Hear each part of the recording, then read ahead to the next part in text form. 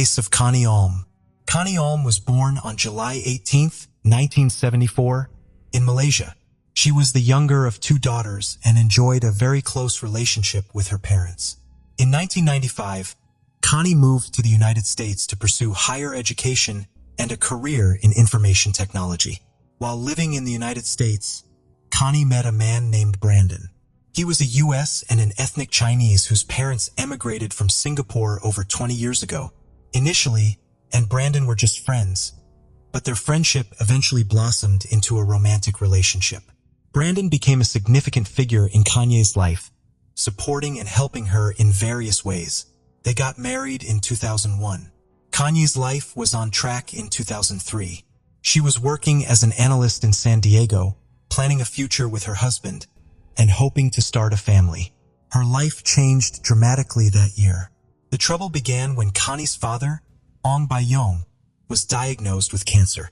Connie decided to fly to Malaysia to support her family during this difficult time. On June 1, 2003, Connie and her husband, Brandon, arrived in Malaysia.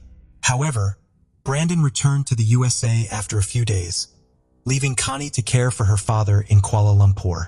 Despite the distance, Connie and Brandon stayed close through daily phone calls. They would talk for hours, sharing stories about their daily lives, including their two pets. Connie's father underwent surgery to remove a kidney, but fortunately, his health began to recover. As he improved, Connie planned her return to the USA, scheduling a flight for June 14, 2003. Connie organized a farewell dinner at a local restaurant the evening before her departure, and she invited her mother, sister, and closest friends to join her. That evening, June 13, 2003, Connie and her mother arrived at the designated meeting spot later than the others. They had trouble finding a parking spot in front of the mall, so Connie parked in the underground lot. However, her mother was concerned about the poor lighting in the lot rather than the parking fee. Once they arrived at the second-floor restaurant, Connie was excited to reunite with her childhood friends whom she hadn't seen in a long time. They spent a few hours catching up, but Connie soon noticed that her mother, Pearlie, was starting to look tired. When Connie asked if her mother wanted to head home, Pearlie said she had a lot to do that day, was okay with leaving early, and promised her friends she would be back soon. Connie, her mother, and her sister Elsie got up from the table to pay for their parking. They went to the payment terminal, which was located on the first floor, a floor above the underground parking lot.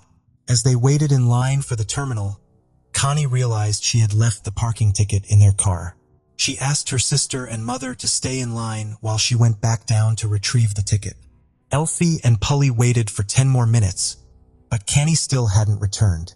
Then her sister started calling her. The first call went unanswered, and the second one was sent to voicemail. This was unusual, and Elsie and Polly immediately sensed that something was wrong. They quickly went to the parking lot, where they were shocked to find that Kenny's car was no longer there. They searched the parking lot several times to make sure, and after confirming that the car was indeed gone, they realized that Kanye must have disappeared along with it. Polly was certain that something had happened to her daughter, as Kanye would never leave without saying anything.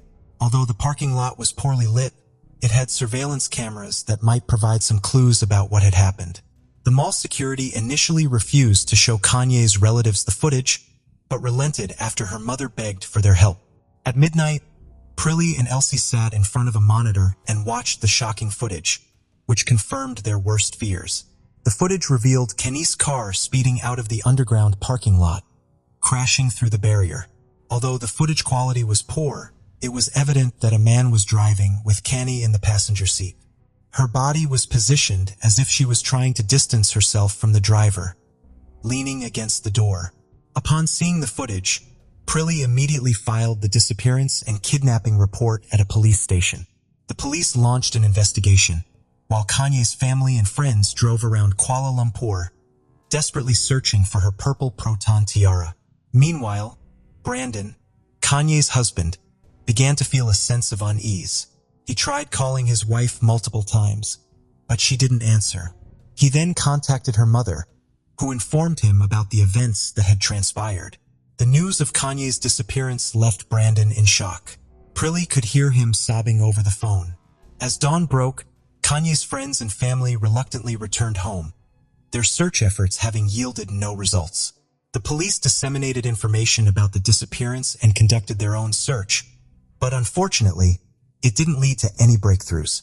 Even the footage from the mall's parking lot, where Kanye was kidnapped, failed to provide any leads on identifying the driver of the car. More than 72 hours have passed since Kanye's loved ones last saw her. Authorities believe that if she was kidnapped, it wasn't for ransom. If money was the motive, the kidnapper would have demanded it by now. A disturbing find was made by police when they discovered Kanye's car left empty on a city street.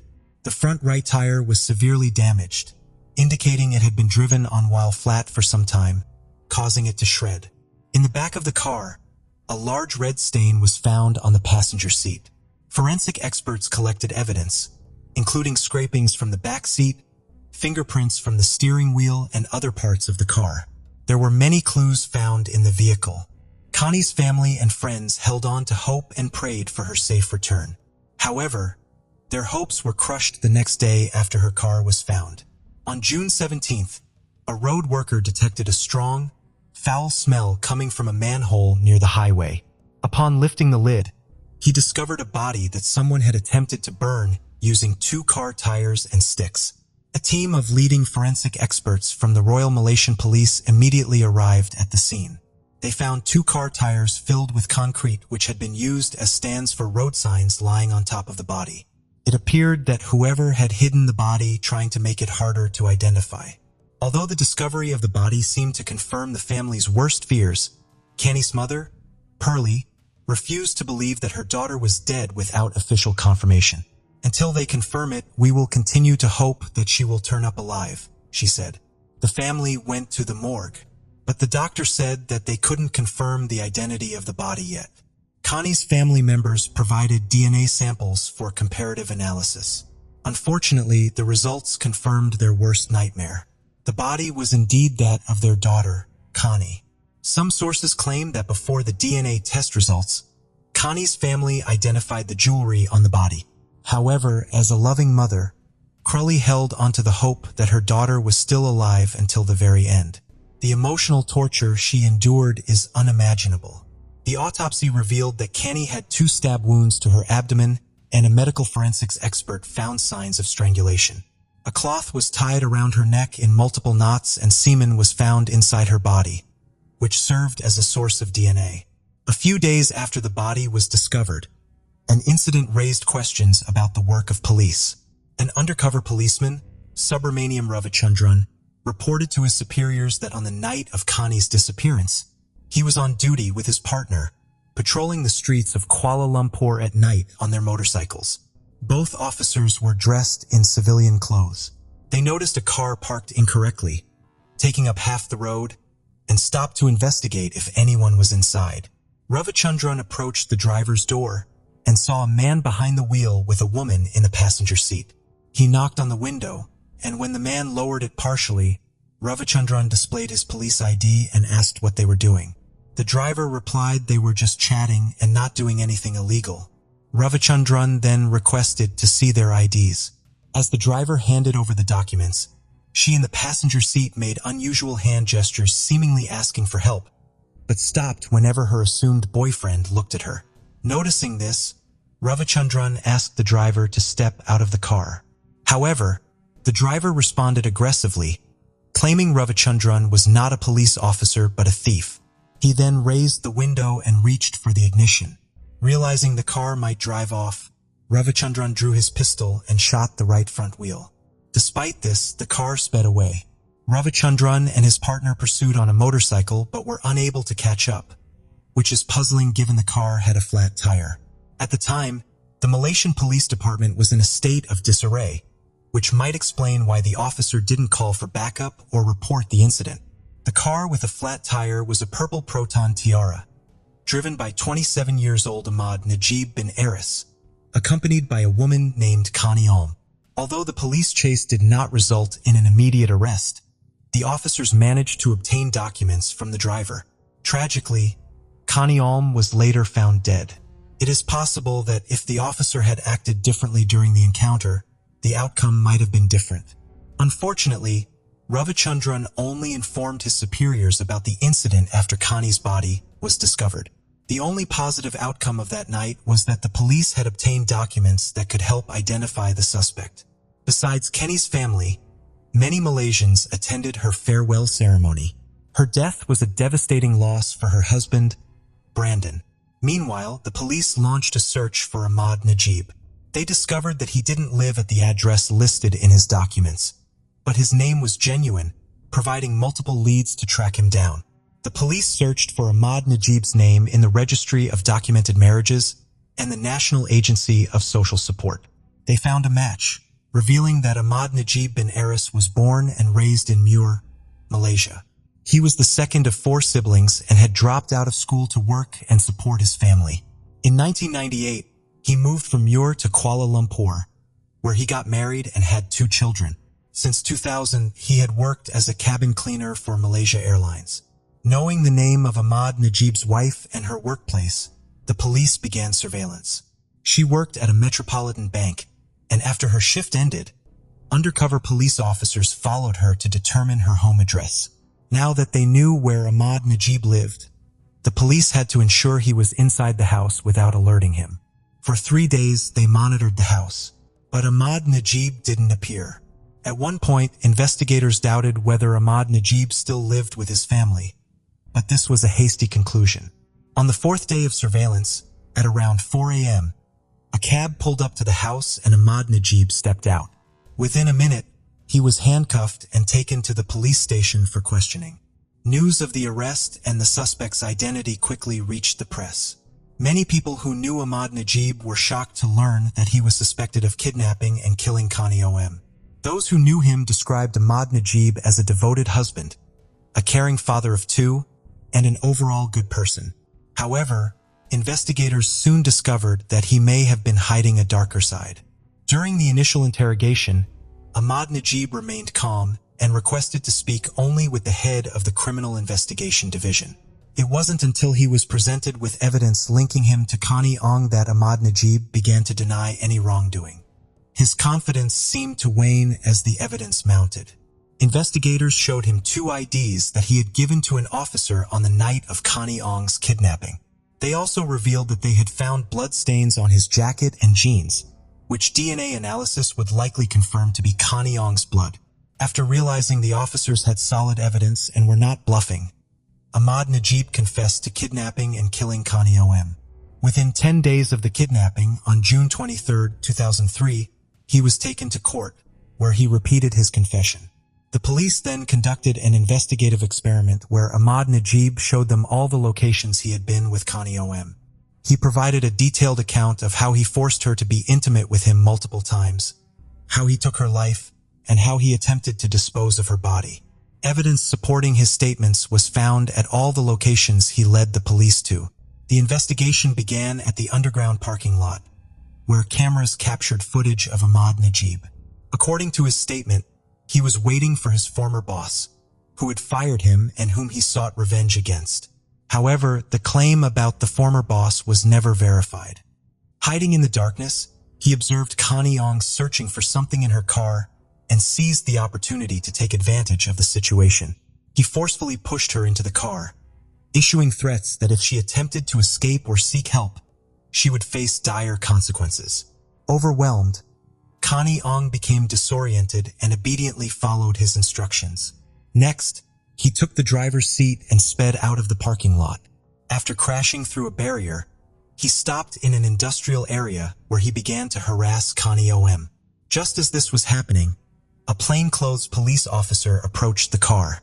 Ahmad Najib falsely told the officer that he didn't know he had taken the wrong person until the officer asked him and his victim for their identification. Even assuming Ahmad Najib had intended to kidnap his former boss, his guilt remains unchanged. Undoubtedly, his former boss would have suffered the same fate as Connie O.M. According to Ahmad Najib's account, he managed to evade the pursuing officer. Despite the officer possessing his documents, Ahmad Najib failed to consider releasing Connie O.M. Instead, he stopped the car on the street to replace a tire damaged by a bullet. A car containing a woman was parked at the spot where he had pulled over. He approached Shi and asked for a car jack, intending to change his tire. However, he noticed Kenyang signaling to Shi, who then handed him the jack. He abandoned the idea of changing the tire and drove off immediately. Later, he stopped at a secluded area and used a knife to threaten Kenyang, forcing her to engage in intimate acts with him. Afterwards, he drove to another district where he coerced Connie Ong into satisfying him again, with both of them in the back seat. Connie Ong pleaded for mercy, but he took her life instead. He then disposed of her body in a manhole near a highway, moved the car to another location, and left it there. 16 hours later, he returned to the scene with a gasoline canister in an attempt to conceal evidence of the crime. DNA analysis confirmed that the semen found in Connie Ong's body belonged to Ahmad Najib Ben Aris. His DNA was also discovered in the car, along with his fingerprints, providing further irrefutable proof of his guilt. Additionally, the analysis revealed that the blood on his jacket and jeans belonged to Connie Ong. The trial began on September 15, 2003, 3 months after Connie Ong's death. This high-profile case drew widespread attention from the Malaysian media and public. The trial attracted not only ordinary Malaysians and journalists, but also individuals seeking to boost their reputation, including numerous attorneys representing Ahmad Najib. Despite admitting guilt during the investigation, overwhelming evidence, including DNA proof, Ahmad Najib changed his stance after consulting 6 attorneys. At his first trial, he claimed his confession was made under police pressure. However, the judge before whom Ahmad Najib confessed immediately after his arrest testified that there were no signs of physical abuse and Ahmad Najib appeared calm and relaxed. The attorneys then shifted their strategy, arguing that Connie Om was in the car with Ahmad Najib voluntarily. They suggested that Connie Om, a black belt in Taekwondo, should have attempted to escape if she were being held against her will. However, this attempt to blame Connie Ong was rejected, as people respond differently to critical situations. However, another claim surfaced, stating that Connie Ong had consensual intimacy with Ahmad Najib and that Connie Ong's death was caused by strangulation used to heighten the experience. Forensic experts disagreed with and rejected this account of what happened. The cloth around Connie's neck was tied in multiple knots, suggesting that Connie Ong had no intention of loosening it. Indeed, the cloth was so tight that the skin beneath was the only area on the body not affected by the fire.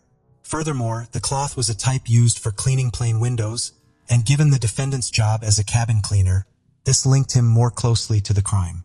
Additionally, the lawyers struggled to explain the stabbed wounds on Connie's body. At this point, Ahmad Najib's attorneys advised him to remain silent and not testify. Many questioned why Connie didn't escape the car when she had at least 2 chances to do so. On February 23, 2005, Ahmad Najib bin Aris was convicted of all charges connected to the crime committed against Connie Ong. The evidence pointed to him as the sole perpetrator. Ahmad Najib received the maximum sentence under Malaysian law, 20 years imprisonment and 10 strokes of the cane for violating Connie Ong's sexual integrity, plus the death penalty for causing her death. In Malaysia, the death penalty is carried out by hanging, a method that differs significantly from the lethal injection used in some other countries such as the USA. Ahmad Najib's lawyers attempted to appeal the sentence twice but were unsuccessful both times. In 2010, Ahmad Najib petitioned the head of state to commute his death sentence to life imprisonment, maintaining his innocence. However, his plea for clemency was rejected. More than 13 years after Kanyang's death, on September 23, 2016, Ahmad Najib's sentence was carried out. He was 40 years old at the time of his execution. April 25, 2011 is made to 999, reporting that a house is on fire in Georgia Drive, in Nottingham, England. 2 young boys have fled the house with the family dog as the fire rips through the building. Emergency services quickly arrive on scene and try to put out the blaze. As the fire ravages the house and the quiet suburban streets, word begins to spread that a woman has been found dead inside. One neighbor remarks, "You see things like that on the TV, but when you know the person, you just can't believe it." At about 7:30 that morning, fire investigation dog handler David Cross was paged with the control room saying he needed to attend the nearest police station at around 9 o'clock for a briefing before the fire investigation team went down to the scene, with them arriving at the house at around 11 a.m. The police cordoned off a large area around the estate, but there was substantial interest from the press. Journalist Rebecca Sherdley said that the first the media had heard of the incident was that there had been a fire on Georgia Drive. Many neighbors had come outside and reporters learned from speaking to them that the two young boys had managed to escape, but the lady inside had died. From the outside, there was severe smoke damage to the windows. The source of the fire was quickly found. It appeared to be around a body that was lying on the bedroom floor. The task of investigators was to try and work out exactly what had happened. The older of the two children who lived at the house, who was just 14 years old, told the detective as a horrifying and disturbing story. He explained that he had woken up in the middle of the night to use the bathroom. After exiting his bedroom, he had come face to face with a man in a mask, who proceeded to throw a hammer at him before fleeing. He then said that he went into his mother's bedroom that was on fire, where he found that she had been attacked. In a state of panic, he grabbed his little brother before running out of the burning building. As the flames spread through the family home, the children went next door to raise the alarm. He then ran back inside to rescue the pet dog, but he was unable to get to his mother, and she was still inside as the house continued to burn. The badly burned body was recovered and then taken away for a postmortem. Due to the fire, the body had to be identified using dental records. The victim was discovered to be 47-year-old mother of two, Jacqueline Bartlam, known to most as Jackie. After she had been identified, the next task was to determine how she had died. It quickly became clear to the police that the fire was not an accident. It had been started deliberately to cover up the fact that she had died of blunt force trauma caused by multiple blows to the head. Jackie's partner Simon Matters had heard on the news that there had been a fire at a house on Georgia Drive. Upon hearing about the fire, he sent a text message to Jackie's sister, who confirmed that Jackie was missing and that the remains of her body had been found in the fire. He raced back, not knowing the details about what had happened. As the news began to spread about what had happened that night, people began to hear more about the victim of this disturbing attack. Jackie Bartland was a doting mother of two young boys. In 1996, she had given birth to her first son with her partner Adrian, and the pair got married 3 years after. They would later have a second son together. They had a stable and comfortable life. They lived in a nice detached house in a middle-class area, and the children attended the local private school. But the happiness was not to last, however, as Jackie and Adrian's marriage would eventually end in divorce. Following the split, she had moved with her sons to another part of Nottingham. In May 2008, Jackie met Simon Matters on a night out. He didn't go out with the intention of meeting somebody, but he was soon smitten with her. Her loving and caring nature stood out to Simon, and he noted how she showed a genuine interest in people. The pair later became an item. By all accounts, Jackie was a loving woman who didn't have enemies. Nobody could understand why anyone would want to kill her in such a brutal way. Just 2 days after the terrifying house fire, the police announced that they had made an arrest. The full picture of what had happened wouldn't come to light until a name suppression order was lifted, allowing the press to name the alleged killer and give details on what had happened. This had been a meticulously planned and orchestrated murder. It wasn't a stranger who had broken in and savagely killed a woman at random. The killer was a child, Jackie's 14-year-old son, Daniel Bartlam. Daniel was born on the 11th of November, 1996, with his little brother being born several years later. When he was just 8 years old, Daniel became obsessed with fictional gore and violence. As he began to retreat further and further into his dark world, he became more reclusive and isolated. He would spend the majority of his time in his bedroom feeding into his obsessions. He would watch his collection of horror films, with movies like Saw and Nightmare on Elm Street being frequently rewatched, as well as playing video games. Just 12 months after becoming obsessed with gore and violence, his life would be turned upside down. His parents' marriage fell apart and the couple would later divorce. Daniel and his brother would go to live with Jackie. Jackie went out of her way to try and minimize the disruption and continued to pay for his private schooling for around 6 months until it was no longer affordable. The divorce, as with many separating couples, had huge financial implications for the family. Due to the financial strain, she had to remove Daniel from his private school and instead sent him to the local comprehensive. Forensic psychologist Professor Kevin Brown said that as he had been removed from his private school and sent to a state school, he could have experienced bullying and feelings of ostracization from his classmates, as well as feeling a loss of status. It was also around this time of him changing schools that Simon and Jackie began to discuss moving in together, with them both selling their houses and buying one as a couple. But although they found several houses that they liked, they weren't able to find one that Daniel approved of. It was then too that Daniel's behavior began to change even more, becoming defiant and playing up.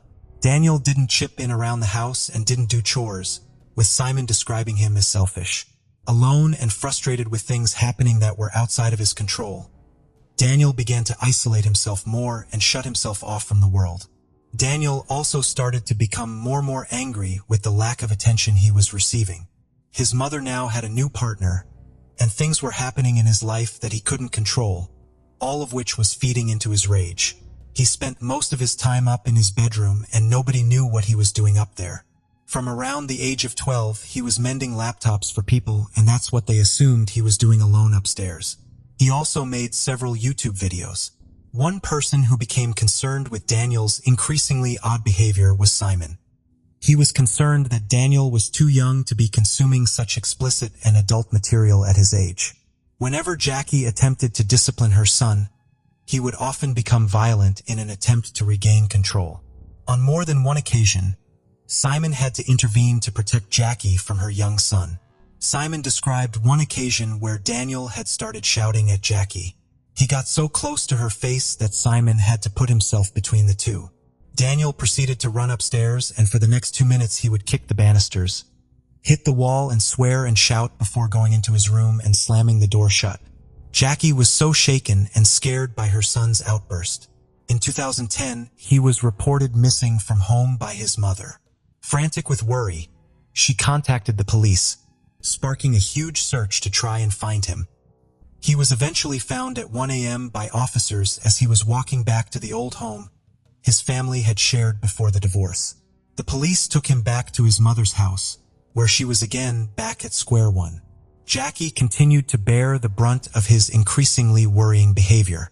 She found a smaller and more affordable house in the Arnold region of Nottingham. In preparation for the move, Simon helped Daniel pack up his old bedroom. He found plastic toy boxes that were full of urine and feces that had clearly been there for some time. He also found dirty towels that Daniel had used to clean himself that he had then hidden under the bed. Simon was horrified and became even more concerned for Daniel. He soon made another disturbing discovery. Hidden in a laptop bag were a load of Jackie's underwear that she had been looking for. Forensic psychologist Professor Kevin Brown has argued that this was not due to a sexual motive, but rather an attempt to gain attention. Daniel's strange behavior was also noted at school. Following an outburst of violence, in May 2010, he was referred to the school counselor. After this, concerns would continue to mount. In his counseling sessions, he would speak about hearing voices and how the voices were telling him to hurt people. He discussed visions he was having of killing people, and also spoke about how his school tie that he had called Fred had a life of its own and was trying to strangle him. He would also spend hours writing stories with Simon, saying some of them focused on children killing each other. He would draw pictures of people stabbing each other, with this taking place around 1.5 years before the murder of Jackie. He had gone from consuming violent media to creating and producing it himself. As he moved into his early teens, he continued to feed into his fixation with violence in film. It was also around this time that he began to watch soap operas. Emmerdale and Coronation Street became ones he especially enjoyed, with one character in particular becoming an obsession for Daniel. The character of John Stape was a regular on Coronation Street, who started in 2007. He quickly became the villain of the show, involved in several major storylines, including kidnap and murder, before being killed off in 2011. One of these storylines involved him battering another character called Charlotte Hoyle with a hammer, before leaving her body in the wreckage of a tram crash to cover up his crime. Other stories that Daniel wrote involved him being the most famous soap opera star that had ever lived, and had been on a soap for 50 years, highlighting his desire for either fame or infamy. Bartlam immersed himself in his fantasy world to such an extent that the boundaries between real life and fiction would become disturbingly and tragically blurred. By March 2011, just 6 weeks before the murder of Jackie Bartlam, a mental health assessment was carried out at Thornywood Child and Adolescent Mental Health Services. Following the assessment, it said that Daniel demonstrated no mental illness and he was judged as being little or no risk or threat to himself or others. By April 2011, the relationship between Jackie and Daniel had continued to break down and had now reached an all-time low. He was still obsessed with violent media and much of his anger was fixated on and directed towards his mother. April 25, 2011, everything appeared normal in the Bartlam household. Simon had been texting Jackie on the Easter Sunday, and everything appeared to be fine, with her saying that Daniel had plans to go out with his grandparents. He took the pet dog Meg to get her coat trimmed, mowed his mother's lawn, and ate some Easter eggs. Daniel spent the previous evening rewatching one of the Saw films. In the early hours of the 25th, he would set his disturbing plan in motion. It has been reported that he left the house and headed into the garden where he had hidden a can of petrol and a claw hammer in the shed. After walking back through the garden and into the house, he headed upstairs. After entering his mother's bedroom, he watched her as she slept for a while. He then proceeded to raise the hammer above his head, bringing it down with disturbing force. He struck his sleeping mother 7 times, fracturing both her skull and her face. After rolling her onto the floor, he used scraps of newspaper to surround her body. He then proceeded to douse her in petrol and then started a fire. He ran to his younger brother, waking him up to tell him that the house was ablaze, before running out of the burning building. As he waited on the street for the police to arrive, he began to tell the neighbors that a masked intruder had broken into their house and left through his mother's bedroom window. Even before the police got there, Daniel started lying to those around him. It wasn't long before officers started to question Daniel's version of events. When Simon initially saw the news reports, it just said that there had been a house fire in Nottingham. An hour later, it was confirmed that the fire had taken place on Georgia Drive, where Jackie had lived. Although it was yet to be confirmed exactly which house had been caught in the blaze, he said he knew it would be Jackie's, and he knew who would be responsible. Despite the best efforts of Daniel Bartlam to cover up his crime, forensics were able to find many pieces of evidence that pointed the finger solely in his direction. When the forensics team went into the home to search it, 2 hammers were found. One was a claw hammer, which following an examination was proven to be the murder weapon. The other hammer was a lump hammer that had been planted by Daniel to act as a red herring and throw the investigators off the scent.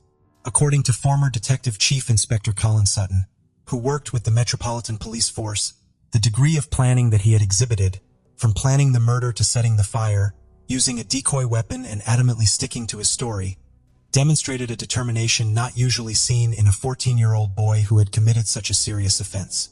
When examining his laptop, officers found even more disturbing evidence.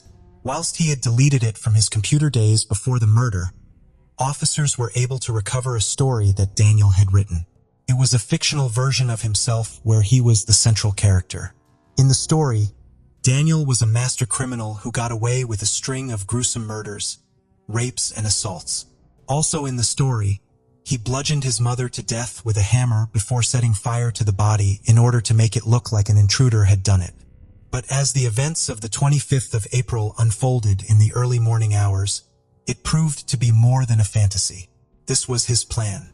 Like the version of himself in his story, Daniel pretended to police that the attack had been carried out by an intruder. He wrote, "The only place he couldn't get away with his bad deeds was with his mother Jackie. So, one evening, made it look as though there was a break-in, and murdered his mother with a hammer, then set her and the family home alight." After his denial and vehemently sticking to his story, Daniel admitted to killing his mother and proceeded to tell the police an entirely different version of events. On the day of the murder, he said he had argued with his mother, and she had then gone off to bed. He said that at around 1 a.m. he had stormed into her bedroom, and they had a blazing row about a pair of trainers that he couldn't find. He said he then returned with a hammer and beat her to death.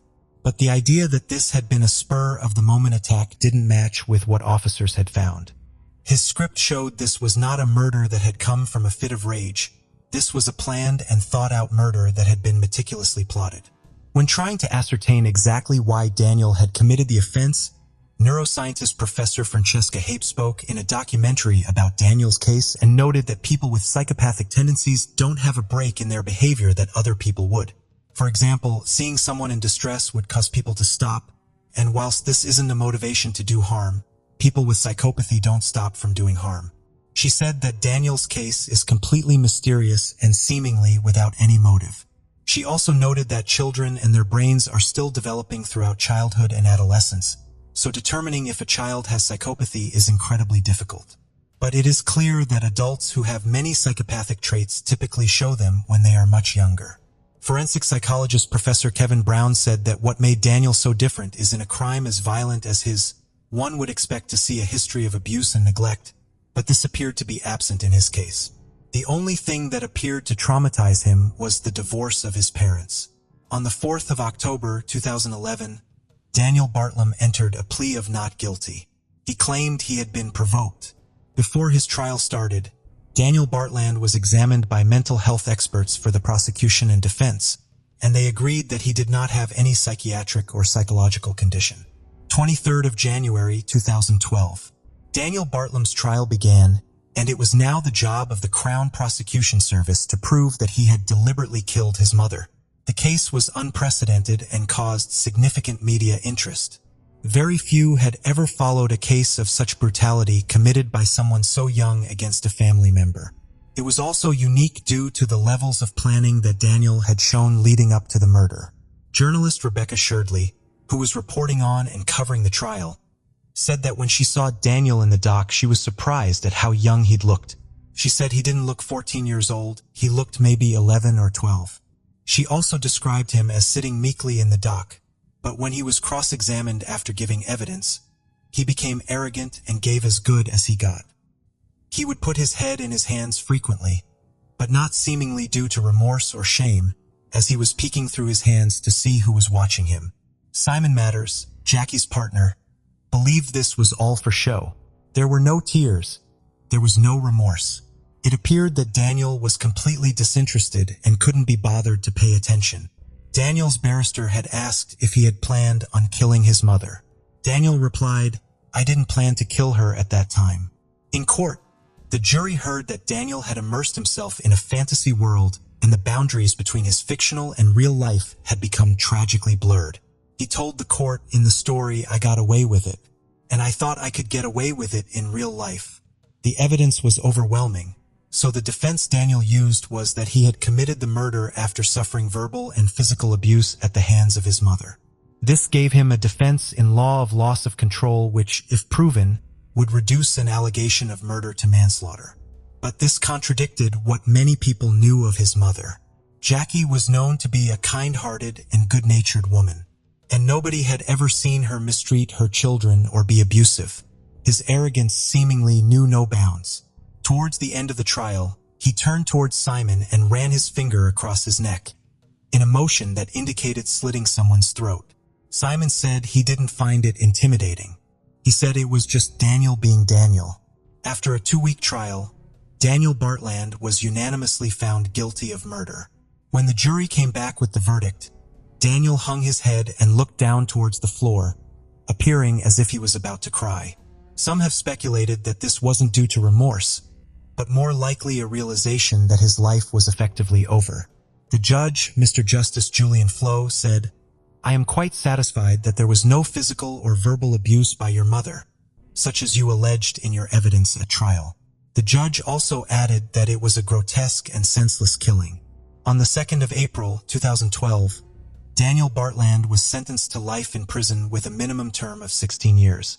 He is eligible for release in 2028, but this will not happen if it is deemed that he is still a danger to others. Upon being unanimously convicted and sentenced, Mr. Justice Julian Flo, who had presided over the trial, decided to have the reporting restrictions lifted. The decision in this case to lift the anonymity on Daniel's identity and release his name and details of his crime to the public, despite his young age, allowed for the press to report on exactly what had happened. Detective Chief Inspector Kate Maynall, who had led the investigation, said she had never dealt with such a horrific case. The level of violence, degree of planning, and extent of his lies is not only shocking, but it is also chilling that a boy of 14 could do this. This murder has devastated everyone involved. There is only one person who knows why it happened, and Daniel has lied consistently throughout, making attempts to besmirch Jacqueline's character. Everyone who knew her knew she lived for her children and was a warm and loving mother. Maybe one day Daniel will tell the truth, as there are several gaps that only he can fill. In a statement released on behalf of the family, Jackie Bartlam's parents said that Daniel's attempts to depict her as a bad mother couldn't be further from the truth. She was, they said, a wonderful, loving, and caring woman who would always be there to help if anyone was in trouble. The statement said that the family was still struggling to come to terms with what Daniel had done. We find it so hard to explain what we're going through. There are no winners here because not only have we lost Jackie, but we have lost Daniel too because of what he's done. We know it was the right result at court, but trying to understand how a boy you have loved for 14 years can do something like this is so difficult. The most difficult part for us, and something that only Daniel can answer, is why. Simon has said that although he doesn't hate Daniel, he doesn't love him either, saying he has no feelings towards him at all. I believe in forgiveness, but there's some things you can forgive and some things you can't. It was reported recently that Simon had received a letter from the Ministry of Justice telling him that Daniel Bartland was to have his sentence reviewed as he had moved to an adult prison. The letter read, Simon said he was horrified by the decision. I don't believe that he can be rehabilitated with what he did and the horrific nature of it, and the way he was so manipulative. My only fear is that he will have manipulated the parole board and pretended he's better. That's my only fear. I don't fear him. The facts of exactly what happened that night may never be fully known, as there is only one person alive who knows the truth, and that is Daniel Bartlam. What we do know is that those who knew and loved Jackie are determined that she will be remembered as a loving mother and partner who cared deeply for people, and not by the tragic and appalling way that her life was taken. Case of Michelle Missy. In the quiet suburbs of Southern California, the disappearance and tragic death of Michelle Yvette Missy Avila deeply shook a close-knit community. Her story is one of friendship, betrayal, and a devastating loss that left an indelible mark on those who knew her. The vanishing of Missy Avila caused shockwaves in the community, as friends, family, and law enforcement mobilized in a desperate search to find her. The quest to uncover the truth behind her disappearance would reveal a disturbing tale of betrayal among those she trusted. Missy was known for her bright smile and caring nature, a young woman with dreams of a promising future. As the details surrounding her disappearance emerged, the heartbreaking story of friendships turned sinister captivated the nation's attention. This is the story of Michelle Yvette Missy Avila, her whose life was tragically cut short. Missy was born on February 8, 1968, and grew up in our later Los Angeles. She lived with her mother and 3 brothers and attended San Fernando High School with her 2 best friends, Karen Severson and Laura Doyle. Missy and Karen had been best friends since they were 8 years old, but the girls started to drift apart once they entered high school. Missy was very beautiful and had very long hair, which she loved, and she was quite popular and well-liked by most of her peers. Karen and Laura began to feel envious of the attention Missy received from others, especially from boys. During Missy's sophomore year of high school, a rumor began to spread that claimed Missy had been engaging in sexual relationships with several boys, all of whom had girlfriends. This rumor prompted a group of girls to confront Missy outside of school and assault her severely. As soon as Missy got home, her parents pressed charges against the ringleader of the attack, Sonia Bond. Missy was expected to appear in court on October 8, 1985 to testify against Sonia, but she would sadly never get that opportunity. Earlier in September, Missy had a falling out with both Karen and Laura due to the same rumor that had been spread a year earlier, in which Missy was accused of having sexual relationships with her friends' boyfriends. This time, the 2 girls involved were her best friends, Karen and Laura. Missy began dating a boy named Randy earlier in their junior year, but their relationship only lasted around a month before Missy broke things off, as she couldn't stand his constant partying. Not long after, Karen and Randy started dating and moved in together. However, Randy still had feelings for Missy, and Karen saw him flirting with her. Missy turned Randy down and told him she wasn't interested in rekindling their relationship. Missy also tried to be a good friend by telling Karen she should consider ending the relationship with Randy and try to find a better boyfriend. This angered Karen, and she and Laura spread rumors again and decided to confront Missy at one of the parks in their neighborhood. Missy tried pleading with them, telling them she would never betray either of them like that, and that these were the same rumors that were spread the year prior. Eyewitnesses claimed that Karen was seen shouting at Missy, threatening her with a broken beer bottle, pushing her to the ground, and slapping her before she and Laura stormed off. This incident occurred 10 days before Missy's murder. Not long after that incident, Laura expressed regret and contacted Missy, and the two of them decided to put everything behind them and continue with their friendship. However, Karen was still avoiding Missy until October 1st, when she contacted Missy and sincerely apologized to her about everything that had escalated between them. This meant a lot to Missy, as she had started to miss her friends, and the trio made plans to hang out at Stonehurst Park later that same day. On October 1st, 1985, Missy told her mom that she made plans to hang out with her friends and her mom gave her permission to go, but she had to be back home by 6 p.m.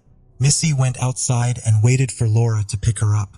After Laura picked her up, the girls drove around for a while before making their way to Stonehurst Park, where they parked the car and waited for Karen to show up. A few minutes passed and Karen pulled into the parking lot with their other friend, Eva, in the passenger seat. That's when things took a turn for the worse for Missy.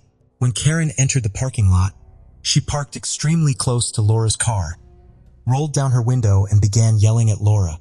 Laura also rolled down her window and started yelling back at Karen. Missy and Eva just sat there, shocked, watching their friends shout abusive things at each other. Missy had no idea what they were arguing about. Suddenly, Karen backed up and sped out of the parking lot, and Laura followed her for 45 minutes. They drove recklessly north of the city and into the mountains, both girls driving with such extreme anger that Missy and Eva were begging the girls to calm down and pull the cars over. The girls drove right into a parking lot that led to a huge forest. Laura and Karen got out of their cars, confronted each other, and continued to fight. Missy got out of the car in an attempt to stop her friends from fighting. However, as soon as she left the car, Karen and Laura suddenly ceased their argument, turned their attention to Missy, and approached her aggressively. They got so close to Missy that she was unable to re-enter the car or move away from it. Karen then laughed at Missy and informed her that they were not actually fighting and had no animosity towards each other, but rather they were angry with Missy. They revealed that the entire situation was a ploy to lure Missy into the woods so that they could confront her and teach her a lesson. They then shouted at Missy and explained that they had spread the rumors because they knew for a fact that she had slept with their boyfriends and they were not going to let her get away with it. Missy tried pleading with them, telling them again that she would never do anything like that she never slept with anyone, but they wouldn't listen. When Missy started to shut down, the girls grabbed her and pushed her away from the car and towards a trail that led into the forest. Given that Missy was quite petite compared to the other girls, being only 4 feet 10 and 95 pounds, while Karen was 5 feet 2 and over 200 pounds, and Laura was 5 feet 6 and 135 pounds, Missy was unable to defend herself against the constant pushes by the two girls as they forced her to walk further down the trail. Eva was in the car during the entire altercation. She finally got out of the car and started walking behind the group. Eva was not involved in anything the girls did in the forest, and she didn't even know why she was brought along in the first place. When the group was out of view from the parking lot and deep into the forest, Laura stopped and faced Missy, who was crying helplessly and scared, and punched her right in the face. As soon as Laura started punching her, Karen joined in, and within seconds, Missy was on the ground, being beaten, punched, and stomped on. When they stopped, Laura pulled out a knife, grabbed Missy by the hair, and started cutting off chunks of her hair. They did this intentionally because they knew how much Missy loved her beautiful long hair. Karen wanted to join in on the hair cutting, but since she didn't have a knife, she just started pulling out chunks with her hands, while Eva stood there watching it all happen. After they had finished that activity, they produced restraints, bound Missy's arms behind her back, and gagged her. Since there was a river around 10 feet away from their location, Laura walked into the stream, looked directly at Missy, began running her hands through the water, gave Missy a smirk, and started taunting her, asking her to come into the water with her. When Missy did not move, Karen seized her, forcefully stood her up and shoved her towards the river, causing her to fall down the hill. Since her arms were restrained behind her back, her face slammed down onto the ground, and she rolled up to the river. Laura and Karen then grabbed her and dragged her into the water. That's when Eva hastily ran back up the trail to the cars. Upon arriving at the cars, Eva realized that both vehicles were locked and too far to fetch assistance. She reluctantly started walking back down the trail until she heard a terrifying scream. She stopped, turned around, and swiftly ran back to the cars, where she lay on the ground in a fetal position and waited for approximately an hour for the girls to return. Eventually, she saw Laura and Karen, who were dripping wet and smiling and laughing. But Missy was not with them. Laura and Karen were holding Missy's body in the water that was 8 inches deep. The scream that Eva heard happened when Missy was briefly able to get her head above the water. But then Karen grabbed her head and pushed it back into the water. When the girls realized that Missy was near death, they released her, ran to a large log and dropped it on her head. The girls then left the forest, got into their cars with Eva, and went home. For hours later, Laura called Missy's mother, Irene Avila, claiming that she had dropped Missy off with 3 boys driving a blue Camaro after getting gas.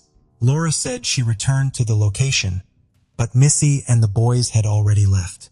On October 4th, 1985, Missy's body was found face down in a stream in Big Two Hanger Canyon in Angeles National Forest, 3 days later by a group of hikers. Police found that she had been forcibly drowned in 8 inches of water and her waist-length hair had been cut off. A 4-foot log was found on top of her body and cigarettes. Beer and men's overalls were found near where her body was discovered. The girls told Missy's parents and the detectives that Missy had gone off with 2 men in a blue Camaro before she disappeared, which made the random items around the crime scene seem more plausible. This false claim sent the detectives on a fruitless investigation for the non-existent men for 3 years. Irene later said she had no reason to suspect Karen or Laura were involved in her daughter's death because both of them attended Missy's funeral, and Laura sent the family a sympathy card with $20.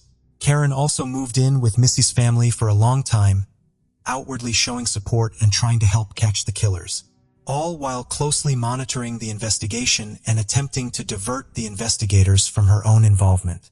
Karen was intensely focused on the murder, frequently visiting Missy's grave, covering the walls of her room with pictures of Missy and newspaper articles about the crime, and repeatedly returning to the creek where Missy's body was discovered. At one point, she even told Irene that she had seen Missy's ghost. After 3 years, on July 26, 1988, Eva Chirumbolo, the other teenager who had taken the 45-minute drive into the mountains, finally came forward and told the police everything that had happened.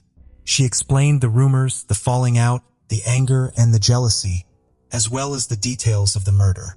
Eva said she took so long to come forward because the other 2 girls had threatened to kill her if she ever revealed what she had seen. In March 1990, Karen and Laura were convicted of second-degree murder and sentenced to 15 years to life in prison. The jurors were not convinced that the murder was planned, and they rejected the first-degree murder charge. Karen Severson was released from prison on December 9, 2011, after serving 21.5 years, and Laura Doyle was released from prison in December 2012, after serving 22 years. Karen Severson attempted to profit from her crime by writing a memoir about the murder and her prison life, but the book did not do well. She also made a deal for a movie to be made about it, but Avila's family sued her in 2015, seeking to take the profits from the sales. As a result, the state of California passed Missy's law, requiring entities who are helping publish works made by criminals to contact the families of the victims about the said works. Missy's story has sparked conversations about the impact of bullying, the complexities of teenage relationships, and the importance of fostering a culture of empathy and kindness. Community initiatives and support networks have emerged to provide resources and support for those affected by similar experiences. As we remember Missy, we honor her memory by working to create a world where friendships are built on trust and compassion. Her legacy serves as a reminder that every individual deserves respect, kindness, and the opportunity to live a life free from harm. In the end, Michelle Yvette Missy Avila's legacy will be one of resilience and hope. May her memory inspire us all to stand up against bullying, support those affected by betrayal, and work towards a future where understanding and empathy prevail.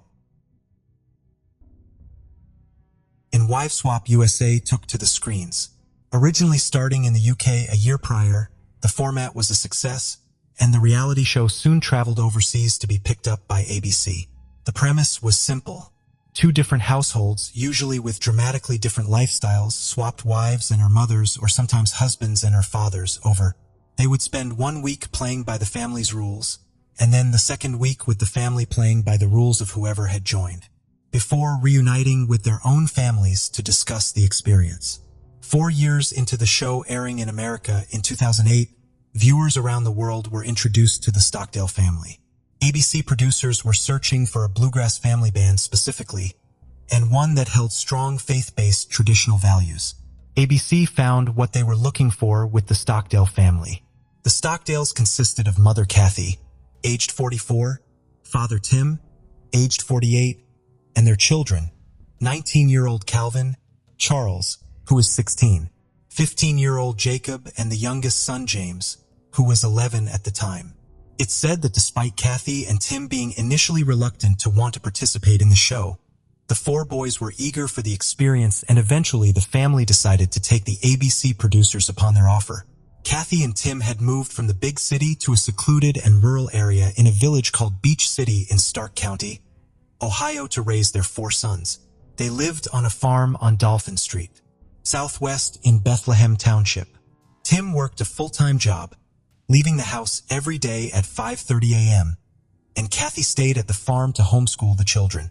The Stockdales were a deeply religious family, and Kathy said they had moved up to the farm to develop wholesome family values, and she and Tim wanted to protect their sons and keep them sheltered. Each person participating in the swap has to leave a list of rules that acts almost as a manual and explains the family's dynamics. In this extensive write-up, Kathy explained that the children were banned from watching TV, playing video games, listening to music unless it was approved by Kathy and Tim, and they weren't allowed to date. "I have never been on a date," 16-year-old Jacob said on the show. "There's better ways to find out about girls than dating." The children were homeschooled so Kathy, in her own words, could control their character and education, away from any influences of other students or teachers. She said that they ate breakfast at the same time every day, but if her boys were not on time, she would give them 2 minutes to arrive and then charge them 25 cents for being late. In order to earn privileges in the house, the boys had to complete chores to get tokens, which would go onto a chart on the wall. They could then exchange the tokens for things like listening to a family-approved radio show. By all intents and purposes, the family lived a fairly secluded life, having each other for company. Kathy said, she said that although she was raising her boys in a much stricter environment than her parents had raised her in, she felt it was for the best, given how times had changed. And ultimately, as a family, they believed that spending time together without anything interfering was the most important thing. The band had elements of gospel and comedy as well, and they would often compete in regional competitions and perform at bluegrass gatherings. They were all undoubtedly very talented, and the family said they enjoyed any chance to play and make music together. Tim said it was a good way to teach the children about working together and for them to earn some money. Kathy would act as the band's manager, and together the band produced 4 albums. The Stockdales swapped with the Tonkovich family, who couldn't have been more different. Lori Tonkovich attempted to change things up by giving the brothers more freedom, but she was met with fierce resistance. Lori said, "When I switched the rules and I was going to let them have fun, let them have television and video games and experience life a little bit, Jacob ran outside crying, and when I went out after him, I asked him what was wrong, and he said that his mom and dad would tell him he would burn in hell." After the wife swap experience was over, by all accounts things seemed to carry on as normal for the Stockdale family.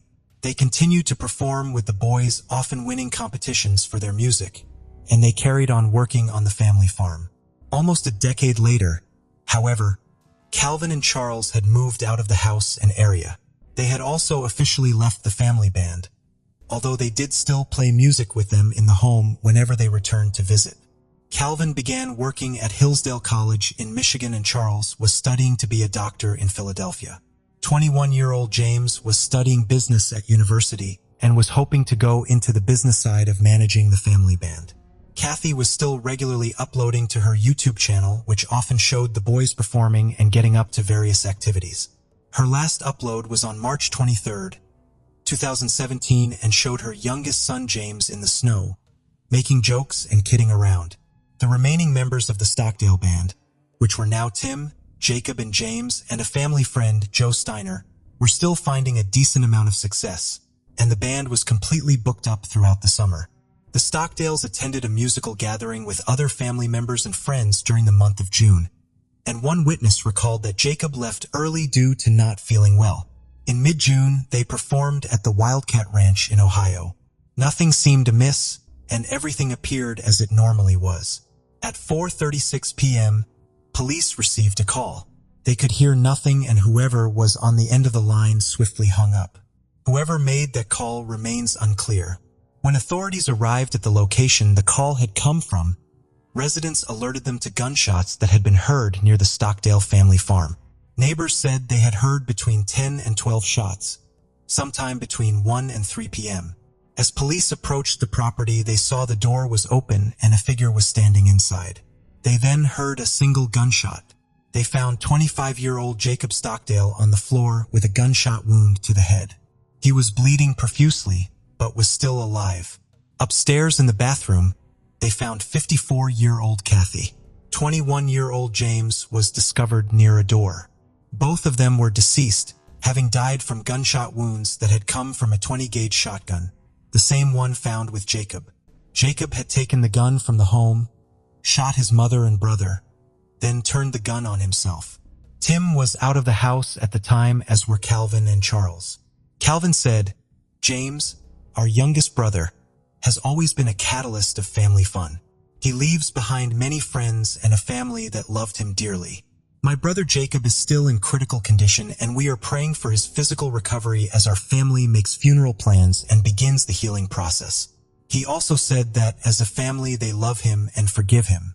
A grieving Tim said, "Kathy has been my beloved wife of 32 years and a wonderful mother to our 4 sons. She loved nothing more than being a mother and grandmother. She had a strong sense of learning and was passionate about her Christian faith, natural health, and organic farming." Jacob stayed in hospital for over a year, receiving numerous surgeries including reconstructive and extensive treatment for his severe brain injuries. He had lost all sight in his left eye and was living with at least 7 metal fragments permanently lodged in his head. In September 2018, after over a year of treatments and medical care, Jacob was charged with 2 counts of murder, and he entered a plea of not guilty by reason of insanity. A grand jury decided not to apply the death penalty in his case. In January 2019, Jacob attended a short hearing with his defense attorney, and his attorney requested a psychological evaluation of his client. After this, Jacob was placed in Heartland Behavioral Healthcare Hospital, a secure state psychiatric facility, because he was deemed not mentally competent to stand trial.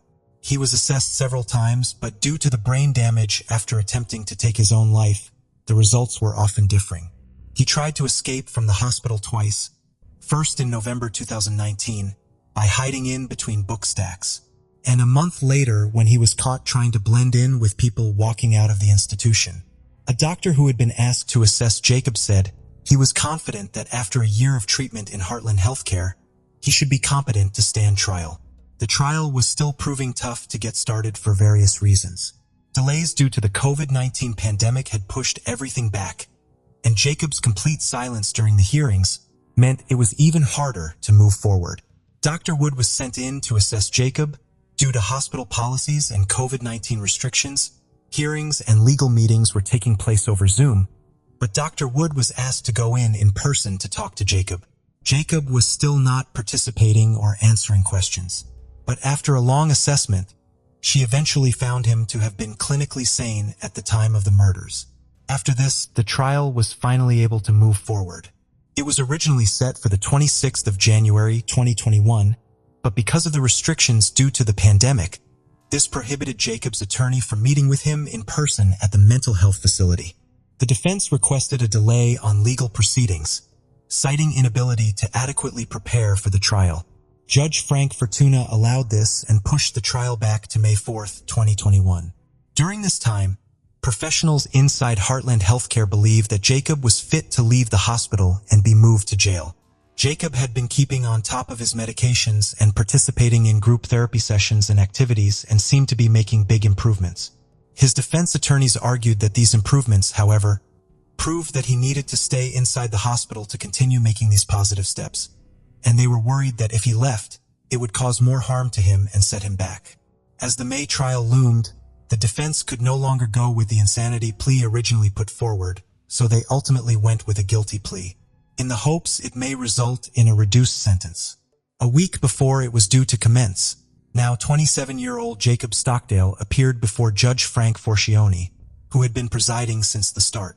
He entered a plea of guilty to the murders of his mother Kathy and his younger brother James. The two firearm specifications were dismissed. The judge now had the task of sentencing him. At the sentencing hearing, Jacob's family declined to speak personally, but they gave a prepared statement to the chief prosecutor. Our family grieves the loss of Catherine Barbara Stockdale and James William Stockdale. Kathy was a loving mother, grandmother, daughter, sister, aunt, mentor, and friend to many. James was a loving son, brother, nephew, uncle, cousin, and friend to many. Kathy put all her efforts into homeschooling all four sons through their graduation from high school. Losing her encouraging words and comforting hugs has been devastating. James was a college student and dedicated musician, bringing smiles to all. While Jacob has no recollection of the events of that day, he trusts the legal system to do the right thing. It's beyond our understanding why this act was committed. One of the Stockdale brothers added, "We love you and forgive you for the role that you had in their deaths. To the degree that we are capable of knowing the hearts of Mom and James, we are convinced that they also forgive you for taking their lives." The letter went on to say that the family was so grateful to the first responders who had helped save Jacob's life that afternoon. The Stockdales requested that the judge be lenient and give Jacob the lightest sentence possible. His father Tim, who had been at every single hearing, said, "My sons and I continue to love Jacob."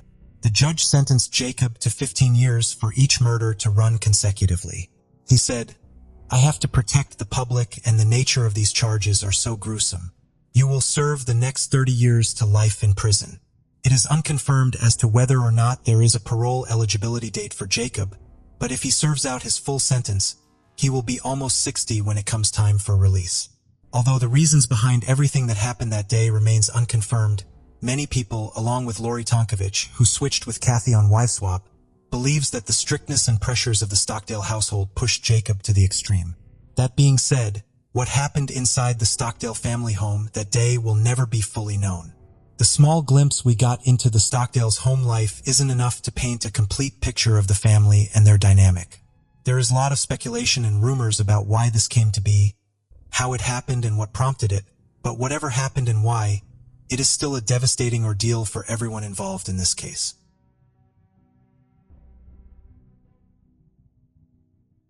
Case of Ricky Neve. After 28 years, DNA from the clothes worn by 6-year-old Ricky Neve on the day of his tragic death matched with James Watson, who was a teenager at the time and had managed to evade justice for so long. Despite his mother's harsh way of raising her children, she seemed burdened with remorse and guilt for her actions, driving her to seek justice for her son's murder. Ricky's sisters were also determined to unravel the mystery and bring the killer to justice. But what truly happened in the household where Ricky and his sisters were raised, and what events occurred on the day of Ricky's murder, allowing the perpetrator to escape the law's grasp for so long? Ricky Lee Harvey, also known as Ricky Neve, was born on March 4, 1988, in the city of Peterborough, located in the county of Cambridgeshire in England, to Trevor Harvey and Ruth and Greg. Ruth's life had been marked by turmoil from an early age, with her being placed in foster care at the mere age of 2. Her younger brother, who was born blind at the tender age of 1, had already been placed in foster care. She endured a challenging journey through various foster homes before returning to her parents' care. Forever changed by the abuse and insults she suffered while she was under foster care, her empathy and affection dwindled with time, which was an observation made and reported by her mother to the authorities. A struggle that the mother had been dealing with too for quite some time. Tragedy struck again when Ruth's parents took their own lives as a suicide pact later on, leaving her to face the world alone once again. At 16, she met Trevor Harvey, settled in Cambridgeshire, and gave birth to their first child, Rebecca Maria Harvey, in 1986. They had their second child, Ricky, 2 years later. Their happiness was short-lived, as Trevor and Ruth separated when Ricky was only 3, but Ruth met Dean Neve not long after. They married and welcomed their first daughter into the world, and named her Rochelle Neve. The family later moved into the Wellender estate in Peterborough in 1992. Ruth decided to change Ricky's surname to match her new husband's, and he was now known as Ricky Neve. Sometime later, they welcomed another daughter and named her Sheridan Neve. They lived in Red Mile Walk, which was a part of the Welland estate that was well known for its association with crime and drug use. Unfortunately, the family's new home was riddled with challenges as Dean Neve was a notorious drug dealer, and Ruth had succumbed to addiction. She would even spend a lot on drugs to a point of neglecting her children's basic needs. Ricky and his sisters often wandered the estate without proper care, food, or clothing, drawing concern from neighbors who bravely reported the situation to social services. Ricky was the one who took care of his siblings when they were starved, as he would nick something from the shops and bring it to feed his siblings. He loved being clean, so he also made sure they were clean by running a bath for them.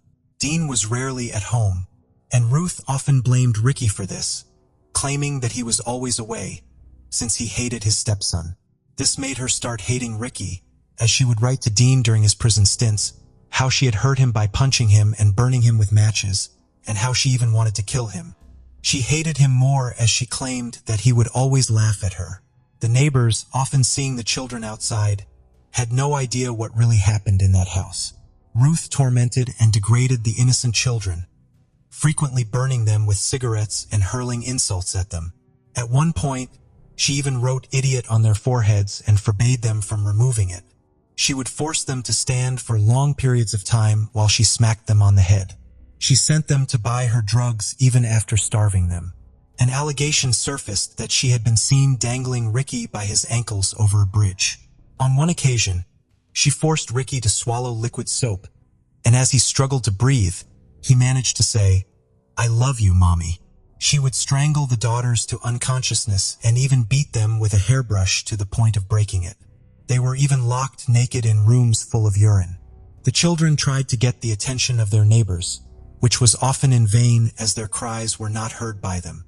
Ricky was placed on the at-risk register. After Ruth warned the child services repeatedly that she would kill him, he was taken into short-term care to give the mother some time. However, his files were mismanaged. Ruth, despite the clear evidence of the burns, cuts, and bruises on the children, would get away with it through her false explanations and excuses of accidents, and even blaming Ricky for being clumsy on his part. After 28 years, DNA from the clothes worn by 6-year-old Ricky Neve on the day he died tragically matched that of James Watson, the teenage killer who had managed to evade justice for a long time. Despite her cruelty in raising her children, Ricky's mother seemed burdened with remorse and guilt for her unforgiving actions, which drove her to seek her son's killer. Ricky's sisters were also determined to unravel the puzzling mystery and bring the killer to justice.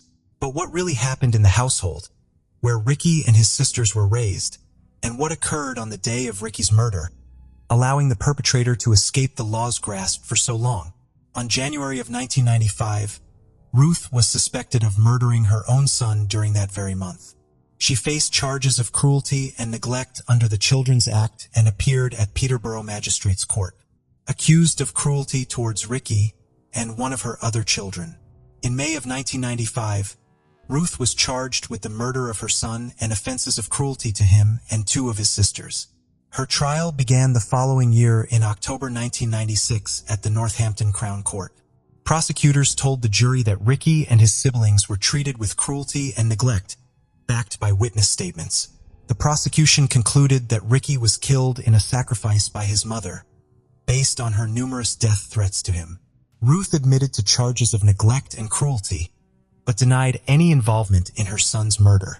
The case hinged on the testimony of a policeman who stated that he had not found the child's body during his search of the woods, where Ricky was eventually discovered on the night of his disappearance. The prosecution claimed the officer might have missed it in the dark. The jurors acquitted Ruth, convinced that she couldn't have moved Ricky's body since the police were with her at the said time. However, she was sentenced to 7 years in jail for the cruelty towards Ricky and his sisters, charges to which she had already confessed. Ruth was released in 2000, but the killer remained a mystery. In 2008, she met Gary Rogers, who married her. By then, Ricky's murder had become a cold case, and the police had given up. Rogers promised Ruth that he would give her all the support she needed to reopen the case and try to find the killer. In 2013, with the help of Cambridgeshire Times editor John Elworthy, they worked tirelessly to campaign for the reopening of the case and eventually succeeded. Rogers secured the original files from Ruth's former solicitor, a collection of 13 boxes with 8 to 12 ring binders filled with papers, and diligently read through each one. They met Paul Fullwood, the head of the local major crime unit at the time, who listened to the evidence they had and saw the reviews that the police had done beforehand. He thought the original hypothesis of Ruth being the killer was fanciful at best, and the more he looked at it, the more he became convinced that they needed to investigate further. Mr. Fullwood organized a cold case investigation with a new team made up of staff not involved in the original investigation. With fresh perspective, determination, and what they deemed as a stroke of luck, new evidence that would help solve the crime was found in the forensic archives. The crucial evidence was a piece of sellotape used to collect fibers from Ricky's clothes. Advancements in DNA technology in recent years have played a crucial role in solving cold cases, bringing justice for victims whose killers were thought to have gotten away, and providing closure to family and friends. An unidentified DNA was found on Ricky's clothes, and forensic tests matched it to none other than James Watson. At the time of Ricky's death, Watson was only 13 and lived at Woodgate's Children's Home in Cambridgeshire, 20 miles away from Peterborough. He had moved there from foster care in March of 1994. On November 25, 1994, 3 days before Ricky's murder, Watson had asked his mother about a young child found dead in the woods. His mother, having no clue what he was talking about, brushed off the conversation, assuring him that nobody had heard of such a thing happening. Little did she know that he would be the one behind such an atrocity just 3 days later. Watson was questioned by the police after several witnesses claimed to have seen them together on that fateful day, but he vehemently denied it, stating he was nowhere near Ricky and that he only caught a glimpse of him. The mother also said nothing about the conversation they had, just some days prior about the made-up scenario of the young child in the woods that would materialize in less than a week with an almost similar description to what had actually happened. Police did not further challenge him, perhaps due to ignorance or their preference for the idea of Ruth being the killer and not some disturbed teenager. They probably didn't know he was disturbed until later. Watson was of course searched for and arrested in April 2016 in connection with Ricky's murder. By then, he was already a serial offender with a criminal record that included stealing cars and an arson attack at a British transport police station back in 2008. Questioned by the new investigation team about his DNA ending up on Ricky's clothes, Watson changed the story he had initially given to the police. He now said that he might have lifted Ricky to help him see over a fence. This statement started getting him into further trouble. The police tested his claim and found footage from 1994 showing the estate being redeveloped. They discovered that the fence was not built when Ricky Neve was still there, as it was constructed after he was already murdered. The investigators were therefore able to prove that Watson was not only a fantasist, but also a huge liar. However, this was still not enough to secure his conviction, so they started to pull other pieces of evidence together.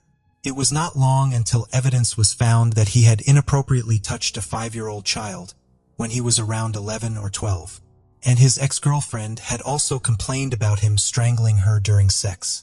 2 teachers also revealed how he had become obsessed with Ricky's murder case, showing an unnatural level of interest in it, and even photocopying the front page of the Peterborough Evening Telegraph, which covered the case.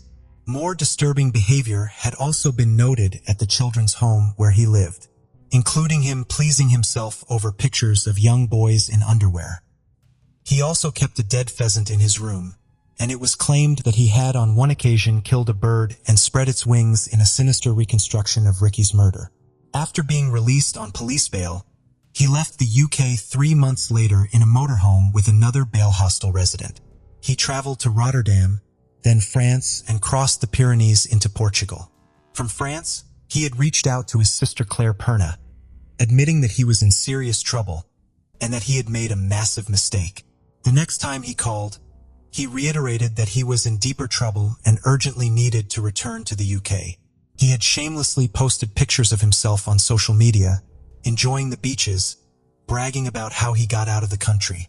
Seeing the pictures of Watson abroad, which were extensively covered in the media, angered Ricky's family. They knew that since he had escaped the country even after his passport had been taken, he was definitely guilty of the act. Watson was eventually rearrested near the British Embassy in Lisbon and extradited back to Britain. He was found guilty of murder by a majority of the Old Bailey jury. Previously, the court heard how Watson's sexual interest in younger boys was known to police, who had interviewed him over an allegation that he molested a 5-year-old back in 1993. The disturbing behavior was noted at Watson's children's home, and the prosecution claimed it was no coincidence that 3 days before the murder, Watson was the source of a bogus radio report about a 2-year-old boy being strangled. Immediately after Ricky's murder in identical circumstances, Watson obsessed over newspaper coverage of the killing, copying front-page stories at school. The jurors heard that key evidence in the case against Watson included Ricky's last meal of Weetabix taken in the morning, which fixed his time of death at around noon when he was seen playing with Watson. It meant that Ricky was killed shortly after heading to the woods with Watson where he used to play. Watson's legal team had accused Ricky's mother, but she denied any involvement. Ricky's muddy Clark shoes also indicated his walk into the woods was a one-way trip and not a case of being murdered by the mother and the body being dragged into the forest, therefore ruling out that accusation. After a trial at London's Old Bailey that took place from January 18th to April 21st, 2022, James Watson, at the age of 41, was found guilty of Ricky Neve's murder. On June 24th, 2022, he was sentenced to life in prison with a minimum term of 15 years by Mrs. Justice McGowan. The judge considered Watson's age at the time of Ricky's death as a significant factor in determining the sentence. In June 2023, Watson was granted permission to appeal his conviction. His lawyer argued before the Court of Appeal that Watson was not able to get a fair trial because too much of the evidence from which the killer's DNA could have been recovered was lost or destroyed in the intervening years. This case could have been solved much earlier if the official police records of 6 reported sexual assaults on children in the Welland estate in the 3-year period before Ricky's murder had been thoroughly investigated. If the reports had been followed up, the allegation on his record of touching a 5-year-old could have been a crucial lead to the police in finding the perpetrator. These failures in the investigation add to the list of the many shortcomings in this case. The verdict was a triumph for Ricky's sisters, who had never thought they would see justice for their beloved brother. With the killer finally caught, the family found a sense of closure, allowing them to move forward with their lives, while cherishing the memory of the little boy Ricky was back in 1994. Ricky Neve will forever be remembered as a loving and caring brother, and a brave and kind-hearted boy. Despite facing challenges at a young age, he showed remarkable courage and love and always protected his sisters. He deserved a life brimming with joy, but tragically he endured cruelty, neglect, and the ultimate horror of murder. If he had been given the love and affection he deserved, this heart-wrenching tragedy might never have occurred in the first place.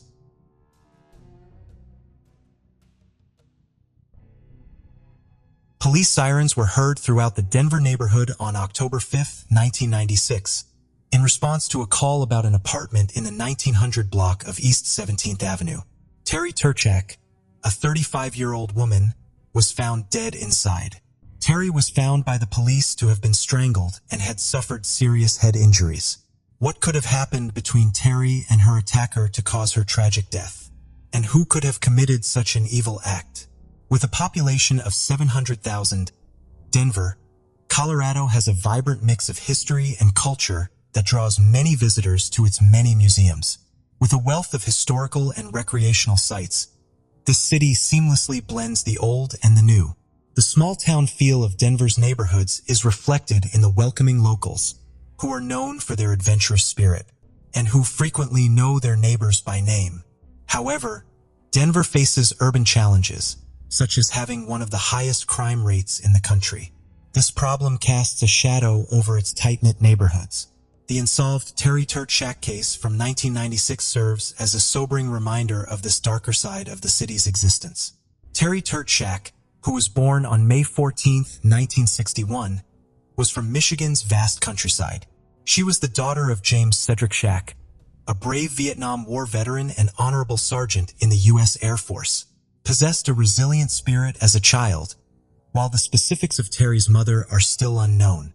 Her father, James, was the epitome of a loving father to Terry despite his tough exterior as a military man. The fact that Terry wasn't an only child is well known. A few years later after her birth, her younger brother, James Turchak Jr., joined the family, and the two of them quickly developed a strong and close bond that lasted well into adulthood. As time unfolded, Terry accepted motherhood with grace. Her kids' names are unknown, but one thing was undeniable.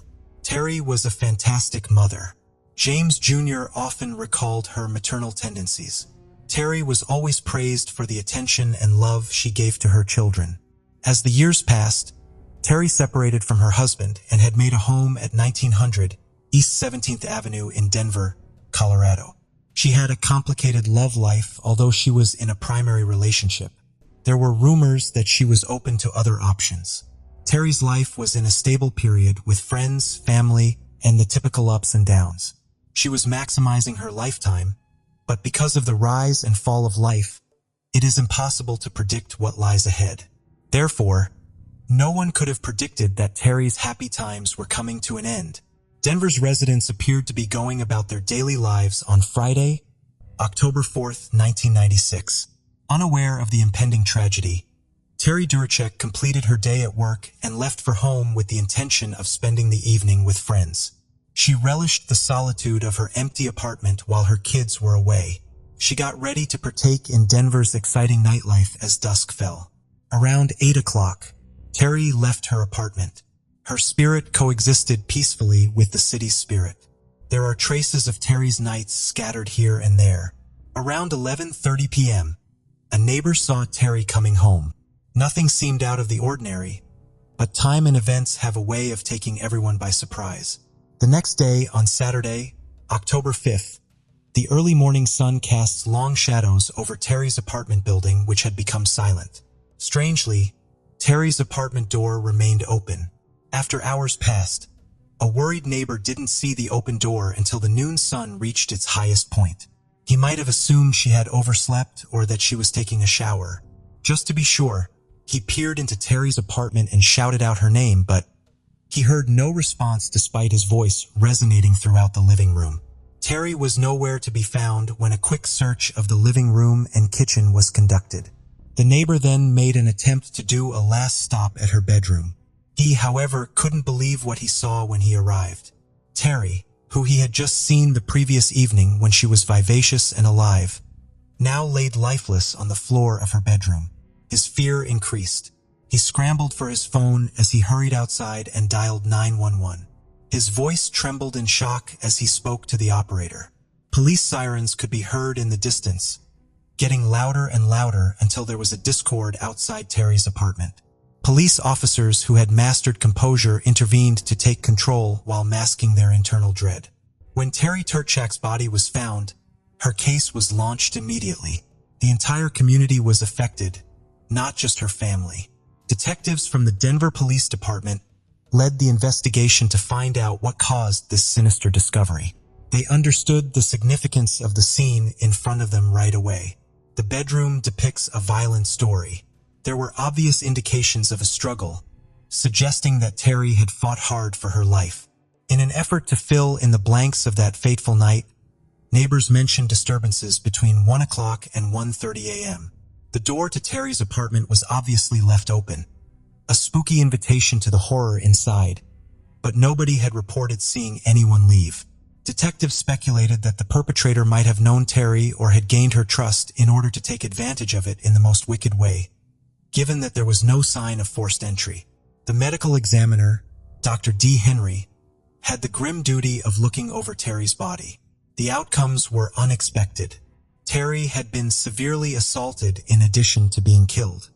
Her death was attributed to strangulation, but there was also evidence of blunt force trauma, making for a horrifying end to a life that had otherwise been full of promise.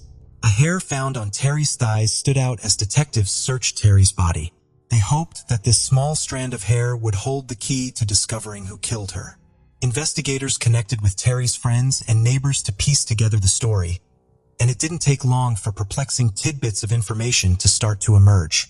Around 11:30 p.m., Terry was last seen entering her apartment, and a neighbor noticed she wasn't alone.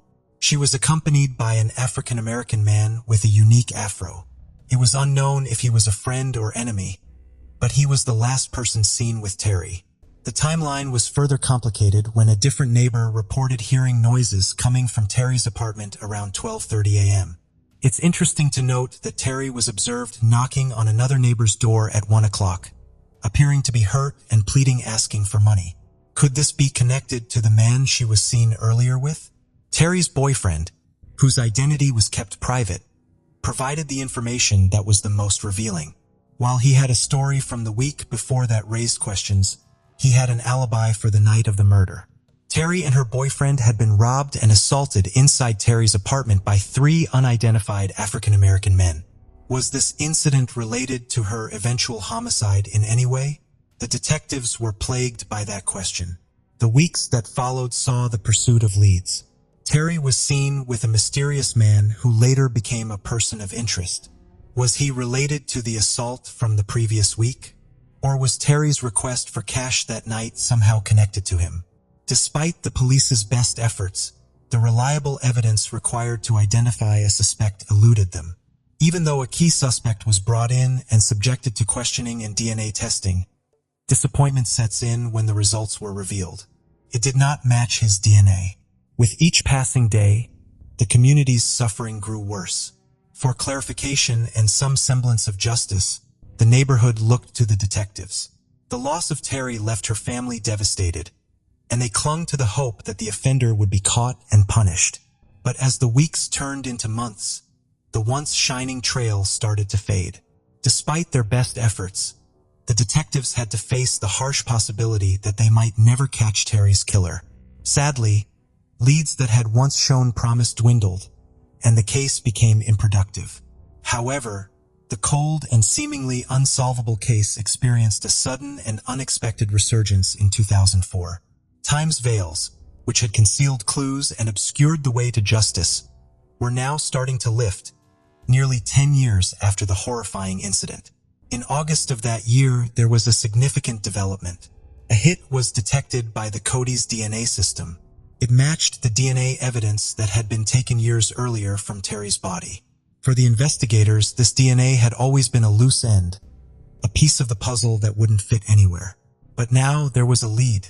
The investigation into this reopened case was given to Detective Dixie, an experienced detective. She was determined to follow this new lead and see where the investigation would go.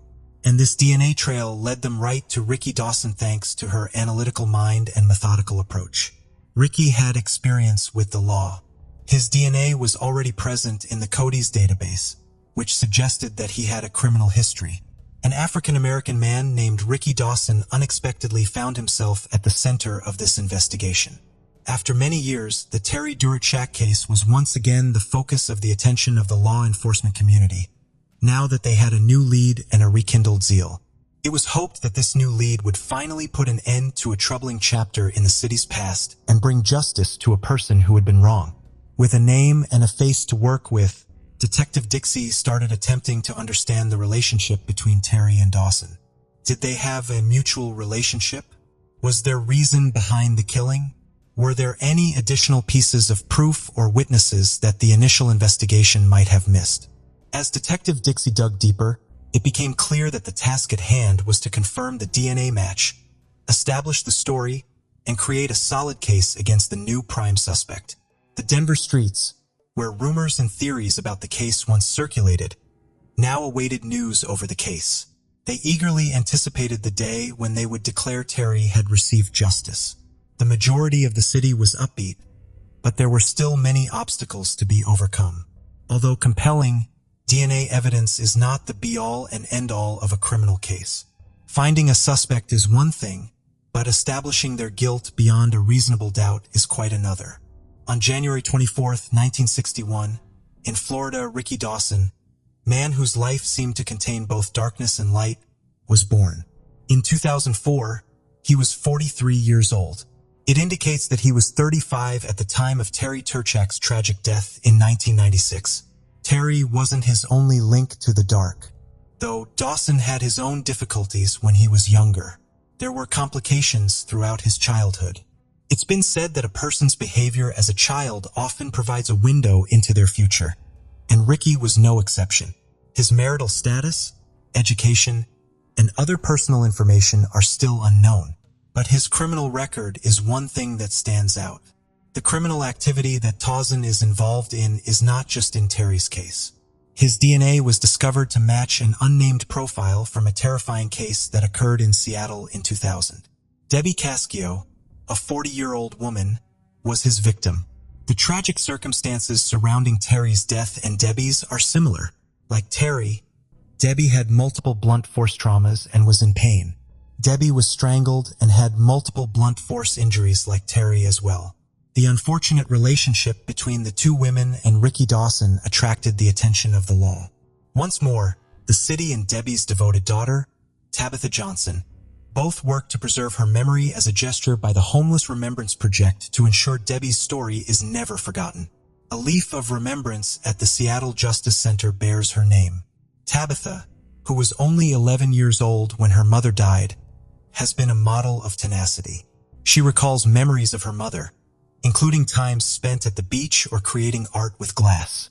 Even after becoming a mother herself, Tabitha is still grieving Debbie's loss, despite her desire for closure and justice.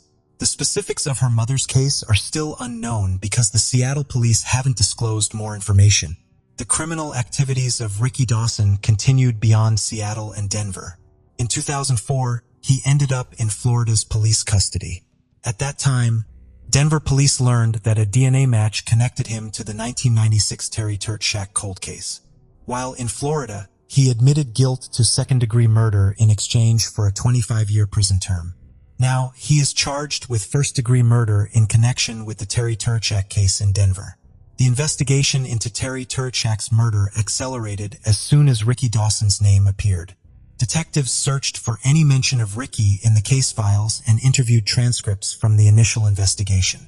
Although they weren't able to find his name right away, they were in for a surprise. Ricky's description of the man Terry was with the night she was killed matched that provided by her neighbors. Ricky's criminal history was quickly revealed, and it was shocking. He was a persistent offender. His name was associated with a long list of crimes. Detectives recognized him as a key suspect in Terry Turchak's case, and knew they needed to speak with him. At the Sewanee Correctional Facility in Florida, where Ricky Dawson was already incarcerated, they came face to face with him in December 2004. Finding out what Ricky knew about Terry and proving his involvement in her tragic demise were detectives' objectives. During the interview, another intriguing lead emerged. A friend of Ricky's whose name was withheld gave his account about the night Terry was killed. Terry was well acquainted with Ricky's friend. He acknowledged spending time in her apartment with her and Ricky, and even confirmed being there the night she was reported killed. He claimed that all three of them had used drugs. Even though he said he left at midnight, he wasn't aware of what happened next. The puzzle was beginning to come together. A path had now been set out in front of the detectives. They performed an important DNA test. The new DNA samples obtained from Ricky were compared to the major DNA profile of the hair discovered on Terry's body, and there was a match. With this concrete proof, Ricky Dawson's involvement in Terry's death was established, but unexpectedly, no charges were brought against him for her killing right away. Some speculated that this was because Ricky had already served about 20 years of his current sentence. As a result, Terry's case sat idle for more than 10 more years. 14 years later, a new hope for justice surfaced. Detective John McGrail from the Denver Police Cold Case Unit was tasked with reviewing the case. McGrail examined the case's details and came to the conclusion that the evidence present was quite convincing. In some ways, the case appeared to be settled. In order to cover all bases, he decided to submit the evidence for additional laboratory testing in December 2018. This included evidence gathered from the crime scene and Terry's post-mortem examination results. By August 2019, the DNA evidence findings had produced a solid match. The wheels of justice began to turn more quickly. Ricky Dawson, the Ricky who had been serving time in Florida's prison for a different crime, was the only person in whom the puzzle pieces pointed. With the fresh evidence in hand, it was obvious that it was time to hold Dawson accountable for the murder of Terry. Time traveled to January 26, 2023, which was an important day in the investigation. Ricky Dawson was officially charged with the first-degree murder of Terry Toetschak, and an arrest warrant was issued for him. At the age of 62, Ricky discovered himself in a more difficult legal situation. Even though he was already detained in Florida, justice did not stand still. The Denver Police Department obtained his extradition so that he could answer for his actions in Denver. On February 23rd, when Ricky learned of the allegations against him, the seriousness of the situation hit him.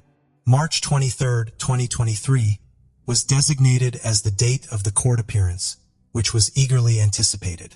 Many people anticipate Ricky Dawson will be found guilty for his role in Terry's tragic death. Despite the fact that the court's final decision has not yet been made public, they felt this way because of the mounting evidence against him.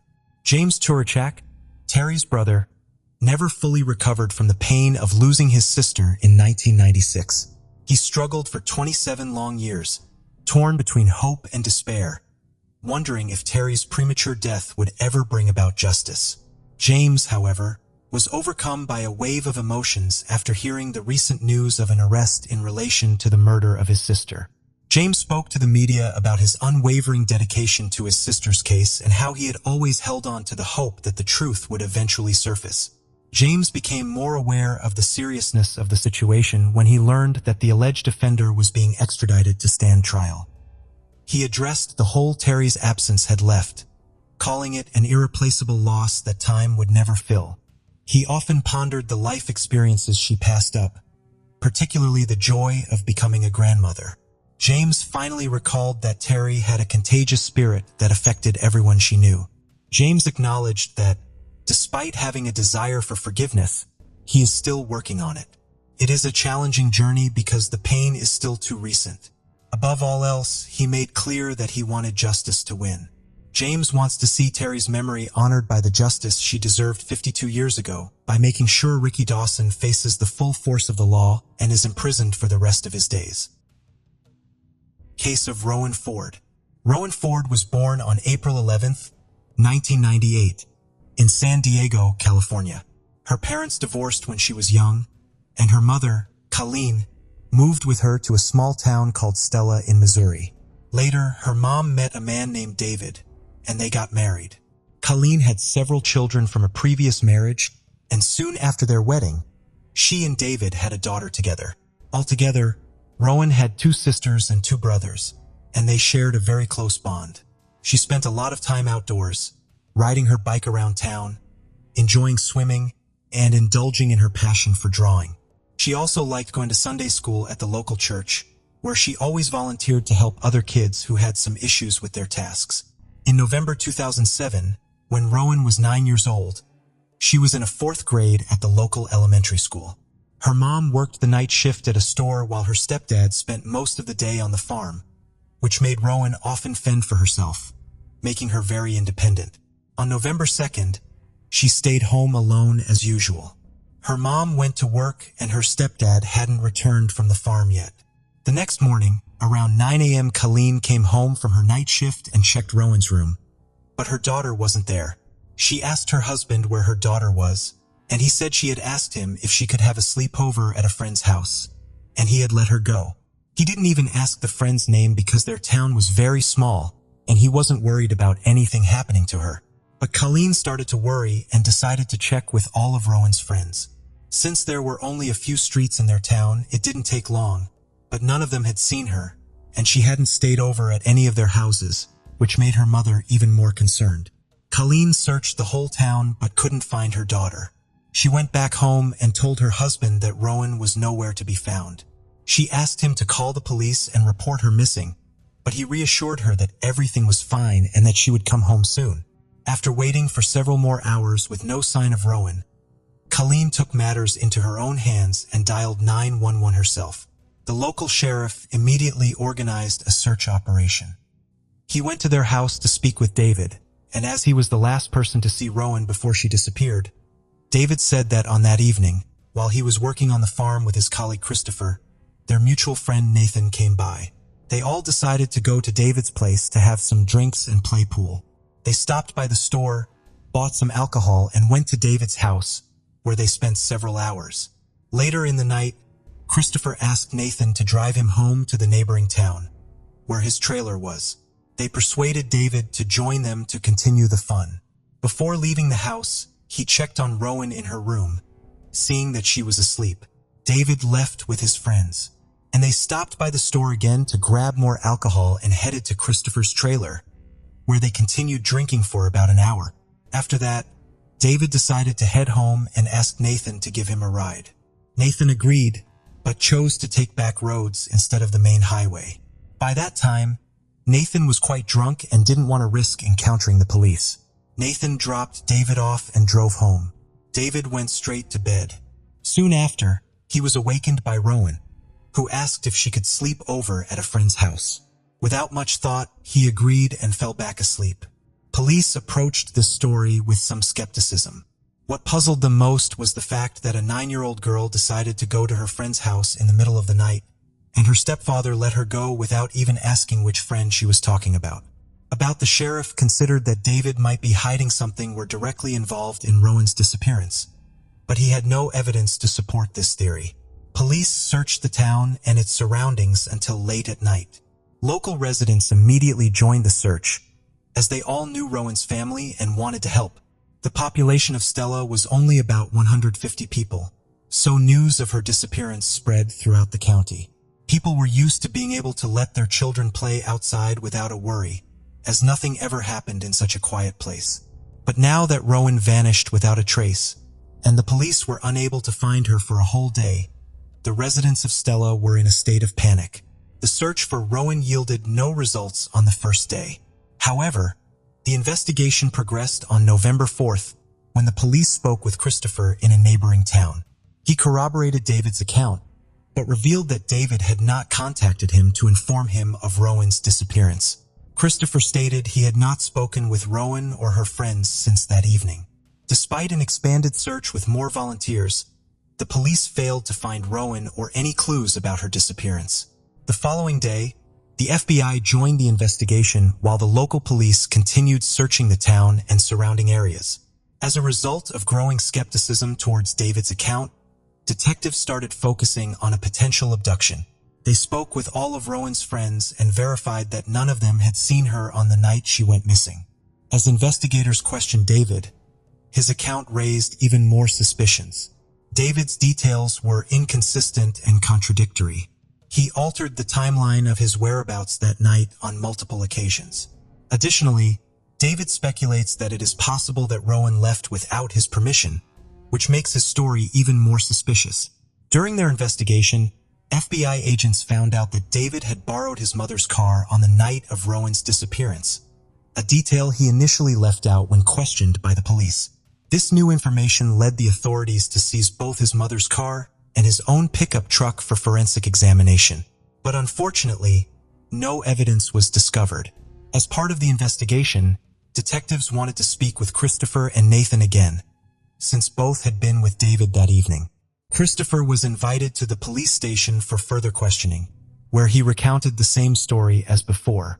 He also agreed to take a polygraph test, which showed no signs of dishonesty. After leaving the police station and returning to work, Christopher noticed Sheriff Clark's car and signaled for him to stop. As the sheriff of Witten, where Christopher lived, Clark had known him since childhood. Sheriff Clark was close friends with Christopher's foster parents and was someone Christopher had always looked up to and sought advice from in times of need. Sheriff Clark met with Christopher to discuss Rowan's disappearance. Although familiar with the case, Clark hadn't been directly involved since the investigation was led by the Stella Department. During their conversation, Clark noticed that Christopher was acting strangely, which led him to suspect that Christopher might be hiding something. Given the gravity of the situation and Rowan's uncertain fate, Clark shared his concerns with the FBI. His call prompted investigators to consider the possibility that Christopher might be withholding crucial information that could link Rowan's stepfather to her disappearance.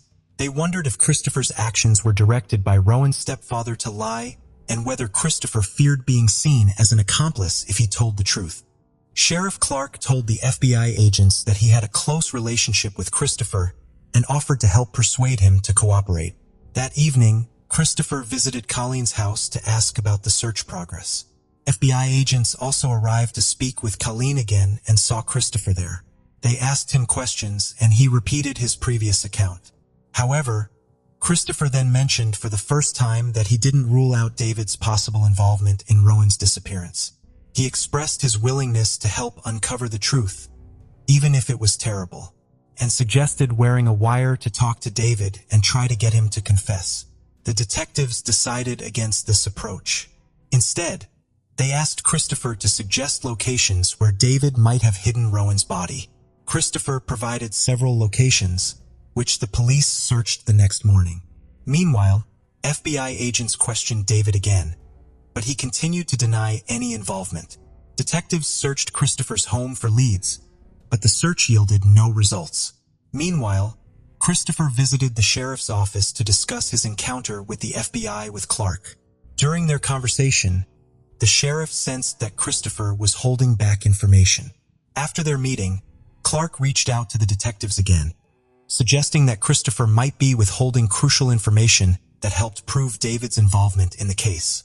The FBI agents asked the sheriff to persuade Christopher to open up, as he had been in regular contact with Clark to discuss the case. It seemed that Christopher wanted to share important details but was hesitant to do so for unknown reasons.